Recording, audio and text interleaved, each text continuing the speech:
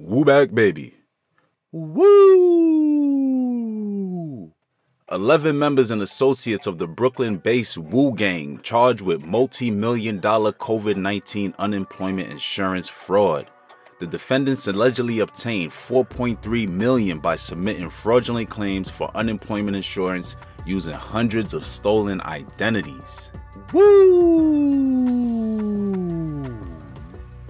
What's good, YouTube? It's your boy Infamous Ghost Money, and today we're going to take a look into this complaint that was recently filed against several alleged Brooklyn Wu Gang members who was running up New York State unemployment fraud. We are going to look into how exactly they did it, and of course, what led to their eventual downfall. And remember, all these charges are allegations. These young men are innocent until proven guilty. But god dang, as you will see, they were going hard in the paint. So remember to hit that like button and also subscribe to the channel so you can catch more of my content on financial fraud and stay one step ahead of these fraudsters. Alright, let's get right into it. Now, I'm far from a gang expert, but the Wu Gang, as far as I know, was formed in various neighborhoods in Brooklyn, and they really blew up when the late Pop Smoke from Canarsie blew up in the music scene. For that reason, the Wus are usually associated with drill music, but they definitely gets it in the streets as well. They are known for regularly going at it with their ops, the Chos, and regularly bodies are dropped all over Brooklyn in the name of gang beef. Some notable names that have fallen victim to this war are, of course, Pop Smoke, and then you also got Nick Blicky, T. Wu, and Nas Blicky, who was recently shot in the face apparently and was rumored to have been killed, but it later came out that he was in critical condition and recovering. So with that being said, during the peak of the pandemic, this specific group of Wus turned their eyes to fast money fraud, and their preferred method was New York State unemployment fraud. According to the 51-page indictment, between March 2020 and October 2021, the defendants submitted nearly 1,000 fraudulent unemployment claims using stolen personal information of other individuals. They would then have key bank unemployment cards sent out in the names of these victim individuals to addresses that they were in control of. During the peak of the pandemic, PPP and unemployment fraud were OD taken advantage of due to fraudsters figuring out how simple it was to use stolen or synthetic information to fraudulently obtain these funds that were intended for people in need.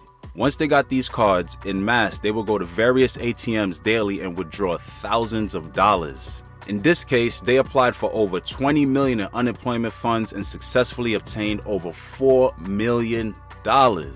Sheesh!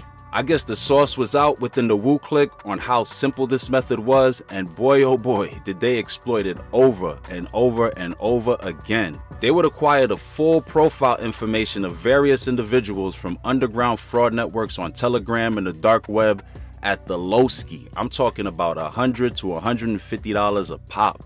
Telegram conversations were found in their phones showing how they purchased these profiles on a regular basis. Yo bro, I need New York pros with a DL ASAP. It's $150, my dude. Okay, send the address. They would purchase the profiles using cryptocurrency and within a couple of days turn that $150 investment into thousands of dollars. Now, I'm not about to bore y'all to death, but the indictment is filled with each of the 11 defendants running the same exact method and successfully cashing out with ease. But I guess the Wus were blinded by the fast money and didn't think about how they were leaving behind evidence all over the place of the frauds they were pulling. And of course, they did their own parts in snitching on themselves by flashing their stolen money all over social media. You see, this group of extremely intelligent fraudsters completed these claims using stolen information, but they sent the cards directly to their own home addresses. Now, I want to take a moment to make something clear. I'm not a fraudster, but if I was, before I did any kind of fraud, I would think about how I would hide my trail. And of course, having a debit card that I obtained through stolen info sent directly to my own home address would not be the wave I'm going for. I'm just saying. But these wooskies did exactly that. In addition to that, the feds pulled the records on all these fraudulent applications and were able to track the IP addresses back to the homes of the woos who were pulling off the crimes. Now, I don't even think the feds needed to do all of that IP tracking, since the wooskies also used their own personal email addresses on these unemployment applications, and their email addresses many times matched their street tag names, such as PorterBaby80Z at iCloud.com, RobReady19 at Gmail, Offer3022 at Gmail, and of course, the Big Brim Jew at gmail.com. I mean, come on. They should listen to some scam rap at first and at least use the VPN of some sort. But nah, these woos felt that they were untouchable, so they had no time or knowledge, I guess, in hiding their traces. In addition to this, like many other genius fraudsters, they went straight to the ATMs themselves to withdraw the money from these fraudulently obtained cards. And I know many people feel, well, you know, everyone is wearing a mask now. I could easily hide my face. I guess that might work, but you see, these wooskies, of course, had to flash their stolen money all over social network. The feds were able to tie the images that they got from ATM surveillance, getting clear images of their tattoos, clothing, and jewelry. They then linked it to their social media accounts where they flashed all the bread they stole running up New York State unemployment. The indictment is filled with images from the wooskies' Instagram accounts flexing and flashing stacks of money, taking trips and renting flashy cars, just living the life and documenting all the use of their illegally obtained money on the social net, making the jobs of the feds oh so easy. One of the woos, Mr. Romeen Brown, was even seen wearing the same exact outfit in an Instagram post as he was wearing when he withdrew money from an ATM. I mean, come on, y'all. Stick to rap, and only rap, cause y'all even suck at shooting. Many of the woo shootings I hear about, they hit every single innocent bystander and never hit their own target. I'm just saying, I digress. Now they're doing fraud and just giving themselves up, just sloppy work all around. And talking about rap, they even made a music video called Trappin', where they referenced their scamming methods, and of course, many of them also appeared in this same music video to show off the fruits of their hard work. One line that the indictment calls out was, "It was me and Porter, we was hugging the block.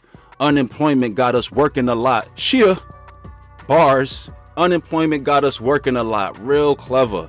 But they also could have just said, "Hey, come arrest me, I'm doing unemployment fraud." Whatever. With all that being said, the feds built their case, and I can only assume that they're gonna plead guilty, because I mean, yeah.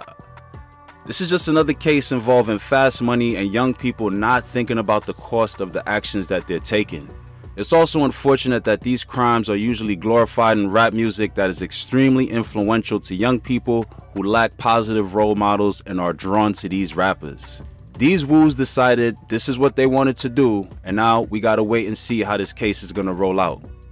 I'm almost certain there's gonna be some singing and snitching involved, as I'm also sure it has probably already happened. Because when the fast money is rolling in, nobody is thinking about what they're gonna do when they eventually get caught. And man, it is so easy to say, "I ain't no snitch," when you ain't in a position to be spending the next couple of years behind bars. Woo back, baby. Facts. But with that being said, that's the video. Just wanted to drop this because this one is hot off the press, and it's a real, you know, it's a shame that these young men had to do it. So we gotta wait and see how this case is gonna roll out. And that's the video. Remember, if you found value in it, please hit that like button and also subscribe to the channel to catch more of my content. So with that being said, peace.